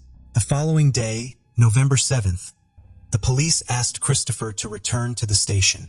They requested his permission to search a safe located in David's house, where Christopher had been living temporarily and still had some belongings. Christopher agreed to the search and also allowed the police to search his trailer and car. Additionally, Christopher voluntarily provided a DNA sample and agreed to answer the detectives' questions again. During the questioning, he was asked to confirm David's story, but this time revealed that his friend's account was not entirely accurate. The investigators then pressed him to disclose what really happened that evening. Christopher became agitated when the police treated him like a suspect in Rowan's disappearance. He refused to continue the conversation and left the station after warning the detectives that he might hire a lawyer. Later that evening, Christopher met with Sheriff Clark to express his concerns about the detectives' behavior. Clark acknowledged Christopher's right to remain silent, but explained that the police were doing everything possible to find Rowan. Christopher stated that he would no longer cooperate with the detectives and would only speak with Clark if he had any further information to share. Clark continued to encourage Christopher to open up, and eventually, Christopher broke down in tears, claiming that he loved Rowan and would never harm her. During his time living with the David family, Christopher formed a close bond with Rowan and the other children. They grew to treat him like one of their own, even affectionately referring to him as Uncle Christopher. Sheriff Clark realized that Christopher was on the verge of revealing crucial information. But just as he was about to open up, a visitor arrived at the police station, briefly distracting Clark and causing Christopher to leave. Sheriff Clark reached out to the FBI, updating them on his conversation with Christopher. Clark explained that Christopher was almost ready to disclose what he knew, but warned that pressuring him too hard could lead to him becoming defensive and seeking the help of a lawyer. Clark recommended giving Christopher time to reflect, and the detectives agreed. The search for Rowan continued the following day but yielded no results. However, a new clue came on November 9th, exactly 1 week after her disappearance. Search teams converged on a remote area near the town of Powell, about 10 miles from Stella, and made a significant discovery in the fields and woods, a large pit in the ground. When authorities searched the area, they found Rowan's body hidden under leaves and debris. She was not wearing any clothing from the waist down except for a pair of stockings. A medical examination revealed signs of strangulation and evidence of a sexual assault. After the discovery, FBI agents reached out to Sheriff Clark, asking him to speak with Christopher again, hoping Christopher would now be more forthcoming. Sheriff Clark learned that earlier that morning, Christopher had visited the station, looking for him, and told other officers that he needed to speak with Clark urgently. Sheriff Clark then began searching for Christopher, checking all his usual locations, but he was nowhere to be found. This continued until Christopher contacted Sheriff Clark himself, sounding distressed and asking if he was being followed. Christopher explained that after hearing about Rowan's body, he had driven around town to clear his head and noticed a gray car following him. Sheriff Clark assures Christopher that he knows nothing about the surveillance and suggests they meet in person. When they met, Christopher appeared nervous and expressed concerns for his safety. He feared that with Rowan's body found, he might be accused of murder and that someone might seek revenge against him. Clark took Christopher to the police station, and he said that now, when the case had been classified as a homicide, it was time for Christopher to reveal everything he knew. However, when Clark asked Christopher to share what David had done to Rowan, Christopher became emotional and hesitant to talk at the station. He explained that there were too many people around and suggested they move to a quieter location. Clark agreed, and they drove to a small bridge a few miles outside of town. Once they arrived, Christopher asked Clark to handcuff him. Clark was surprised but tried to reassure Christopher that it wasn't necessary. Christopher insists that what he is about to say will change everything and that Clark will then have to arrest him. Christopher then began recounting the events of that night. He told Clark that he, Nathan, and David had gone to his trailer to continue drinking. Later, his friends decided it was time to head home. Nathan gave David a ride, and they chose to take back roads to avoid the police. Christopher had shocked Clark that he had intended to sexually assault Rowan. To carry out his plan, Christopher took advantage of the time when his friends were busy taking a detour through the field. He drove straight to David's house via the main highway. Under the cover of darkness, he slipped into Rowan's room, picked her up, and quietly transported her to his vehicle, carefully avoiding detection as she slept. When they reached his trailer, he sexually assaulted Rowan. This was interrupted when Rowan regained consciousness and tried her best to free herself, but to no avail. During the crime, Christopher took precautions to avoid recognition, deliberately choosing to keep the lights off and maintain his silence. He originally planned to return Rowan to her home under the guise of innocence, but under the illumination of a bright moon, Rowan finally laid eyes on Christopher as he transported her from the trailer. He grabbed a rope, resorted to force to resolve his predicament, and took Rowan's life with his bare hands. He frantically thought of ways to cover up his crime. He got in his car and began driving around the county, pondering methods of disposing of the body. He then remembered a large pit near a neighboring town and headed in that direction. When he arrived, he dumped Rowan's body in the hole and attempted to cover it with tree branches. Returning to the trailer, Christopher discovered traces of Rowan's blood on his clothes and mattress. He also realized he needed to dispose of her pants, underwear, and the rope used to kill her. He gathered